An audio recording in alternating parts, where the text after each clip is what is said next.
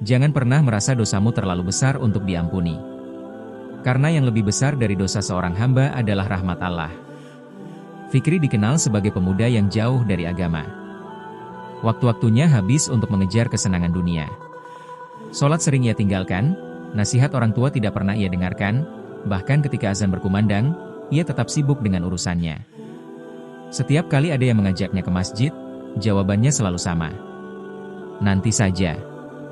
Aku belum siap menjadi orang baik. Hari berganti minggu, minggu berganti tahun. Hingga suatu malam, Fikri menerima kabar yang membuatnya terdiam. Sahabat masa kecilnya meninggal dunia secara tiba-tiba.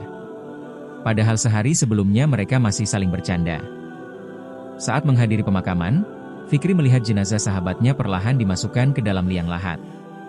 Tangisan keluarga pecah. Setelah tanah diratakan, semua orang pulang. Yang tersisa hanyalah amal. Sejak hari itu, hati Fikri tidak lagi tenang. Ia terus bertanya pada dirinya sendiri. Kalau aku yang dipanggil Allah hari ini, bekal apa yang akan kubawa? Malam itu, untuk pertama kalinya setelah sekian lama, ia melangkahkan kaki ke masjid. Suasana begitu hening.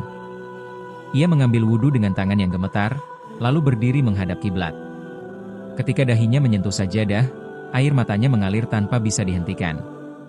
Ya Allah, aku datang membawa dosa yang begitu banyak. Jika Engkau tidak mengampuniku, kepada siapa lagi aku harus berharap? Sujud itu terasa begitu panjang. Bukan karena bacaan yang panjang, tetapi karena penyesalan yang selama ini ia pendam akhirnya tumpah di hadapan Allah. Sejak malam itu, hidup Fikri berubah sedikit demi sedikit. Ia mulai menjaga sholat 5 waktu. Ia meminta maaf kepada kedua orang tuanya. Ia meninggalkan kebiasaan buruk yang selama ini membelenggunya. Meski terkadang masih tergelincir dalam kesalahan, ia tidak lagi menjauh dari Allah. Ia segera bangkit dan kembali memohon ampun.